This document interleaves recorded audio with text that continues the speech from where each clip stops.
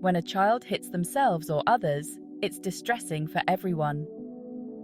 As parents, we want to reach out and comfort to stop the hurting. For some autistic children, hitting is a way of communicating frustration, sensory overload, or unmet needs. Imagine being trapped in a noisy room, lights flickering, every sensation amplified.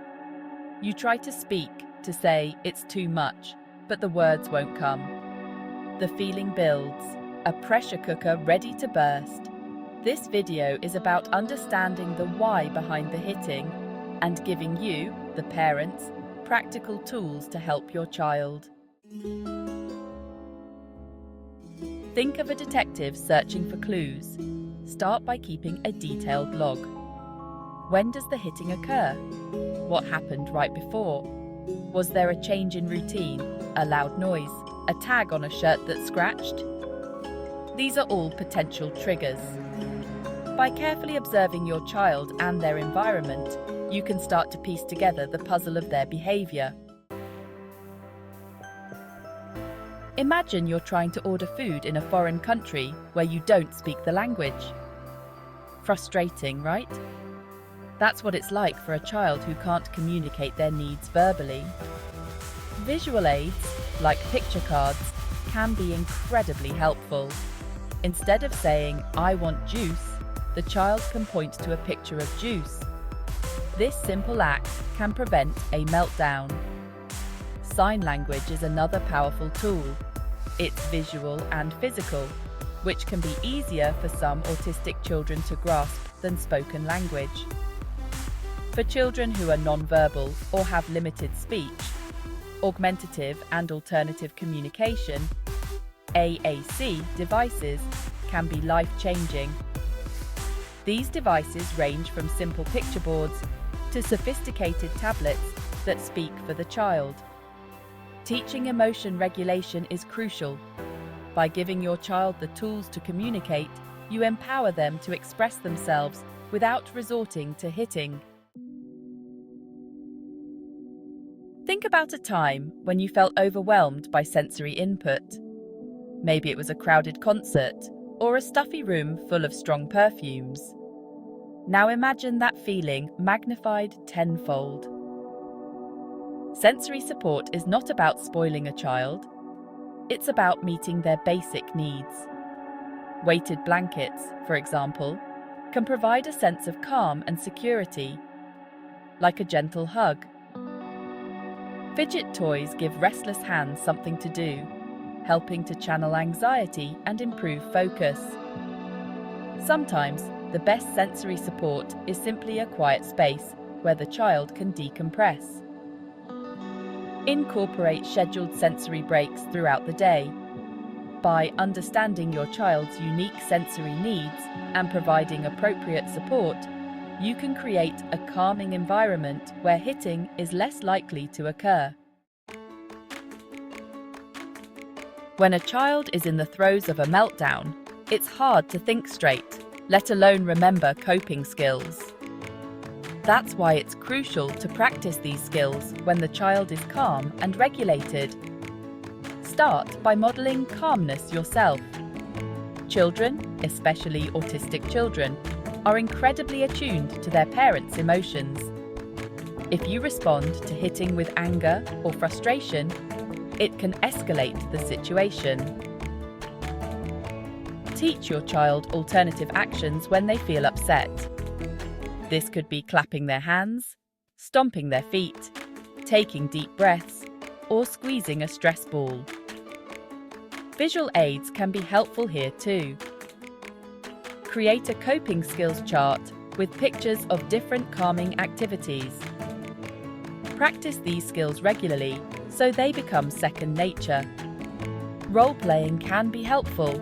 Celebrate small victories and focus on progress, not perfection.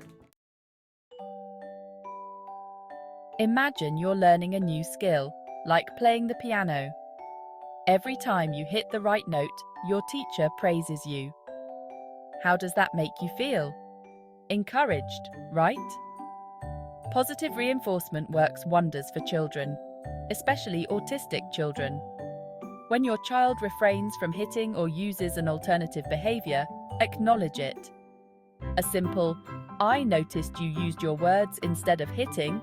That's fantastic," can go a long way. Rewards can be motivating too. This doesn't have to be anything elaborate.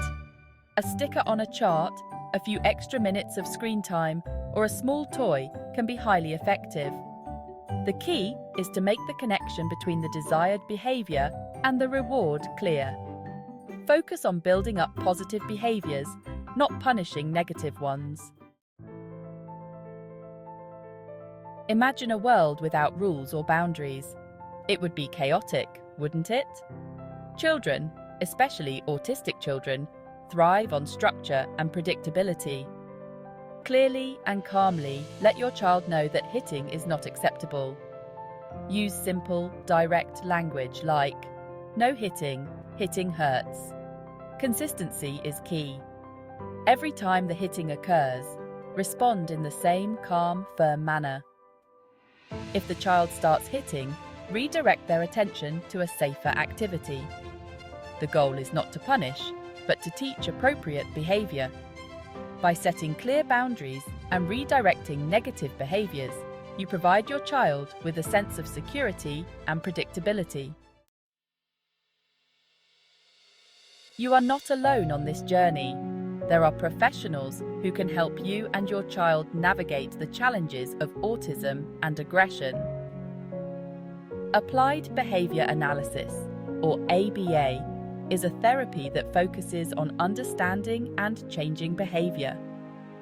A trained ABA therapist can work with your child to identify triggers, teach alternative behaviors, and reduce hitting. Occupational therapy, or OT, can be incredibly helpful for sensory processing issues. An OT can assess your child's sensory needs and develop a personalized plan to help them regulate their sensory input. If communication difficulties are at the root of the hitting, a speech therapist can help. They can teach your child verbal and nonverbal communication skills, giving them a voice and reducing frustration. These professionals can provide invaluable support and guidance on your journey. Caring for a child with autism, especially one who exhibits challenging behaviors, can be emotionally and physically draining. Remember to take care of yourself.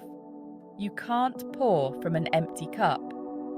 Make time for activities you enjoy, even if it's just for a few minutes each day. Connect with other parents of autistic children. Support groups, online forums, and social media groups can provide a sense of community and understanding. Don't be afraid to ask for help from family and friends. Even a few hours of respite care can make a world of difference. Be patient with yourself, be patient with your child, and celebrate the small victories along the way. When a child is hitting themselves or others, safety is paramount. You need to protect both your child and those around them. If self-injurious behaviors are frequent, create a safe environment.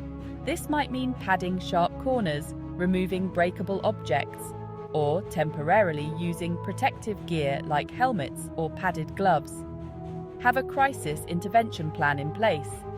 This should include who to call if the behavior escalates, as well as calming strategies to employ. Teach your child about personal space and boundaries. By taking proactive steps to create a safe environment, you can minimize the risk of injury. Sometimes, hitting or self-injury can be a sign of an underlying medical condition.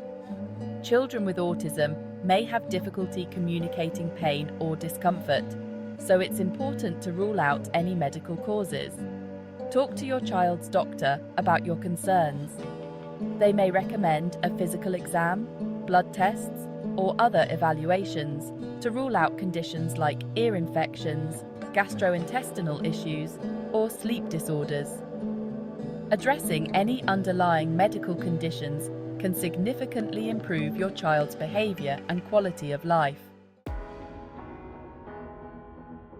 The world can feel like a chaotic, overwhelming place when your senses are on high alert. But here's the thing.